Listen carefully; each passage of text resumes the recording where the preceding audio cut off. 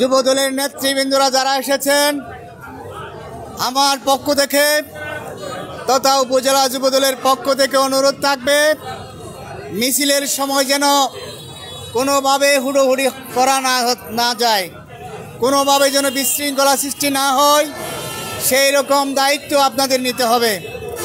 সেই রকম দায়িত্ব আপনাদের স্ব উদ্যোগে গ্রহণ করতে হবে। আমাদের সুশৃঙ্খল হতে হবে। সুশৃঙ্খল হলে আমাদের মিছিল সুন্দর হবে, আমাদের স্বাগত মিছিল সফল হবে। যদি আমরা বিশৃঙ্খলা করি তাহলে এটা আমাদের প্রিয় নেতার নজরে পড়বে। নজরে পড়লে আপনাদের আমাদের ভালো দৃষ্টিতে দেখবে না। এই জন্য অনুরোধ থাকবে, সামনে যাওয়ার চেষ্টা করবেন না। যে যেখানে থাকবেন সুশৃঙ্খল থাকবেন, কোনো মতেই বিশৃঙ্খলার আশ্রয় নেওয়া যাবে না। এই জন্য আমরা মিছিল পূর্ব সংক্ষিপ্ত কথা বলার জন্য দাঁড়িয়েছি।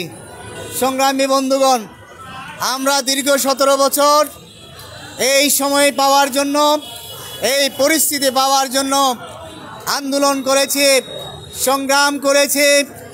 আমরা আমাদের হাজার হাজার ভাইকে হারিয়েছি, আমরা হাজার হাজার পিতাকে হারিয়েছি, আমাদের হাজার হাজার পিতা তাদের সন্তানকে হারিয়েছে, মা বোনকে হারিয়েছে, আমরা অসংখ্য নেতাকে হারিয়েছি।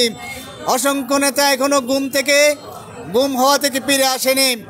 বাংলাদেশের পতিত স্বৈরশাসক পেশিবাদী আওয়ামী সরকার বাংলাদেশে এমন পরিস্থিতি নেই তারা সৃষ্টি করে নাই।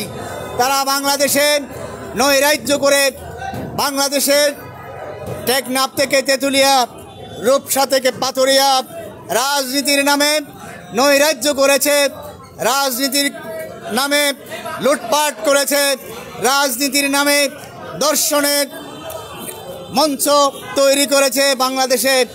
এভাবে বাংলাদেশের সকল ক্ষেত্রে লুটপাটের নাম রাজত্ব কায়েম করেছিল।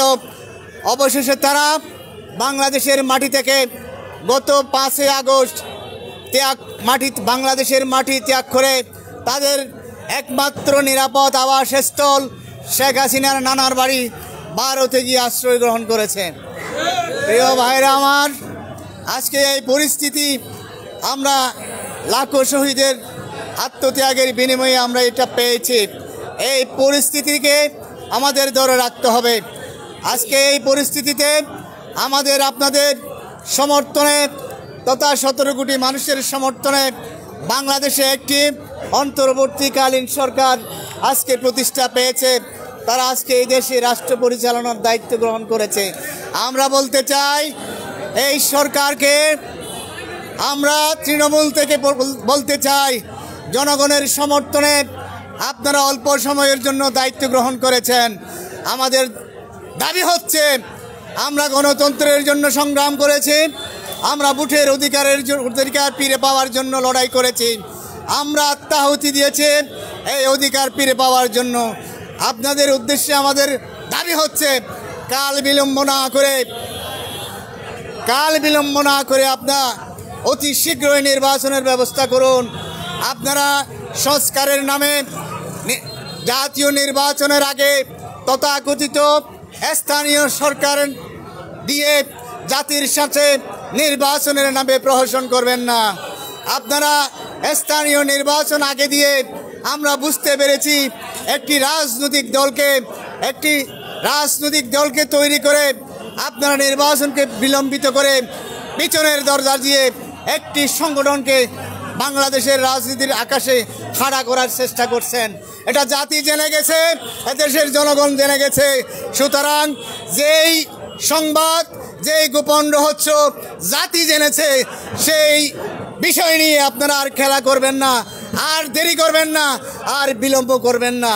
প্রতিদিন আমরা বাজারে যাচ্ছি, নিত্য প্রয়োজনীয় দ্রব্যের দাম প্রতিদিন বেড়েই চলছে, গ্যাসের দাম বেড়েই চলছে, তেলের দাম বেড়েই চলছে। সুতরাং দেশের মানুষ উপলব্ধি করেছে, অনির্বাচিত সরকার ক্ষমতায় যখন থাকে তখন জনগণের স্বার্থকে জলাঞ্জলি দিয়ে নিজের স্বার্থের দিকে তারা দাবিয়ে পড়ে, নিজের স্বার্থর প্রতি তারা চিন্তা করে, জনগণের স্বার্থ তারা চিন্তা করে না।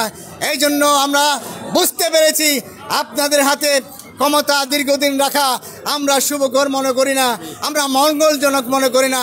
এই জন্য বলবো প্রিয় ভাইরা আমার, অনতিবিলম্বে সরকারকে আমরা বলতে চাই একটি সুষ্ঠু অবাধ নিরপেক্ষ নির্বাচনের ব্যবস্থা করুন।